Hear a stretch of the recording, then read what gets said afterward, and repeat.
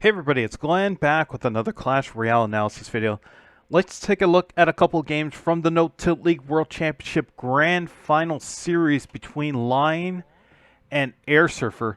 This is Game 3 that we're going to be breaking down today. Both players are 1-1. And I'll tell you right now, it's Hog EQ versus Royal Giant. As you see, Earthquake is there because Airsurfer already put out Cage, and he puts out Royal Giant to start, so the Brawl is going to attack those goblins. And the Fireball goes after the Musketeer, which I thought was interesting. Obviously, Bomb Tower there too. But the Fireball went after the Musketeer, and this was something I noticed in this game. Yes, the big threats are Royal Giant and Hog Rider. But it had seemed like both players understood that the extra threat in this game was Musketeer. As right there when Line played Earthquake to kind of slow down Musketeer and give it some damage. So that combined with those goblins there, and Musketeer only gets one shot in the tower. And this is something that we're going to be seeing, a few times in this game. Okay, we have a Royal Giant played slowly in the back, so it seemed like Airsurfer in the beginning was thinking, okay, maybe we can get two Royal Giants if we cycle really fast. Kind of set it up. Hog Rider gets played on the right side, and that is, I believe, 8 Elixir dedicated to making sure Hog Rider doesn't even get anything on the tower. That's Fireball right there and those Skeleton Dragons, which is really fascinating. Now that opens it up for Musketeer to do something with the Knight. Log stops that. So we have 2 Knights, and you have to bring in the Cage in. Now that Cage gets played well up front. Why? Because again, like I mentioned earlier, both players kind of understood that, yes, there's the win condition, and then there's the card that's really a secret threat, which is Musketeer. Airsurfer could have played the Cage back here or toward the center, but he stuffed it right here. And a couple of reasons why he stuffed it there is because it forces Line to place the Earthquake. If he does play the Earthquake, he has to play it perfectly so that it gets the Cage and the Princess Tower. And you also make sure that when the Brawler comes out of the Cage, that the first target is the Musketeer.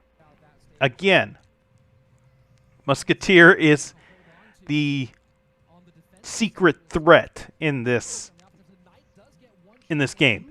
And because all those resources were spent to take care of that Musketeer and those 2 Knights, Hog Rider gets in for free. So here we go. Musketeer gets cycled through.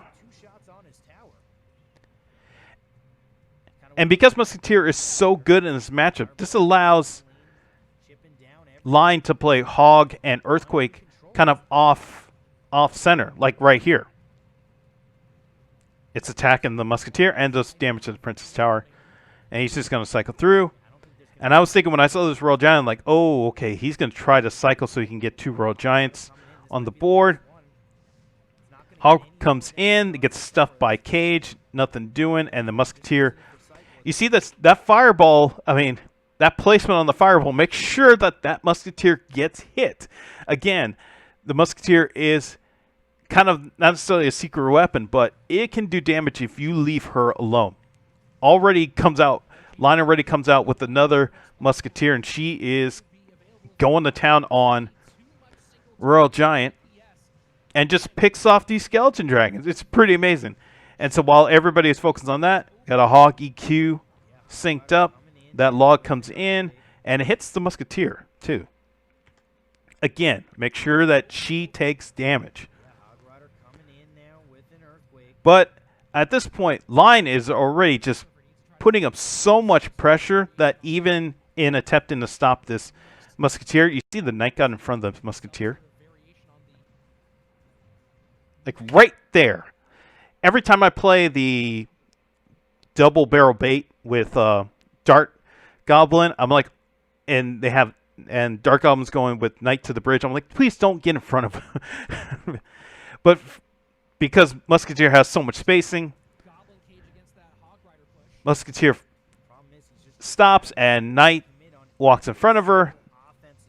And as the gentleman takes all the damage.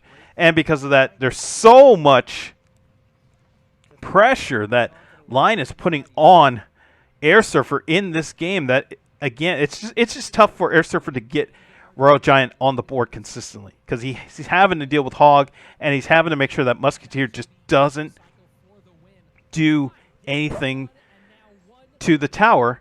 And it just becomes this cycle where it's game over. Line just sprinted through that game because he knew he could either get through with Hog or Musketeer was just going to have a fun time at the tower. And it ended up being Hog getting through. As we see there at the end, it just became pressure after pressure after pressure. And then Airsurfer just played a Royal Giant at the bridge, got one shot in, but clearly not enough because Line was just able to cycle through, keep the pressure on in different ways, and Airsurfer had to choose. It was stop Musketeer or and let Hog get through with Earthquake, or stop the Hog completely, and then you leave a Musketeer that may be at full health to do as much damage as possible. That was really tough. I mean, 6 Musketeers, 5 Hogs in this game, and 6 Earthquakes. And again, this is a very fast cycle.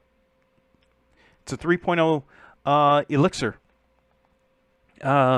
deck, versus a 3.3, but the Royal Giant is 6. So it's a very fast cycle, and Line just understood what was happening and what to do, what Airsurfer was targeting, and knew what to push and when to push it. So this was a really fast game, but I think it showed like what both players understood, that, okay, there's a threat, and then there's another threat that needs to be taken care of. And then whatever happens after that. So Line had a really great Musketeer play that got stopped, but Hog came through with the win, and then everybody just cycled after that. So we're going to break down one more game from the NoTilt League World Championship Grand Final Series. I'm in the video right here. Thanks for watching. Be sure to hit the like. Be sure to hit the subscribe wherever you're watching this. And I'll see you in the next video.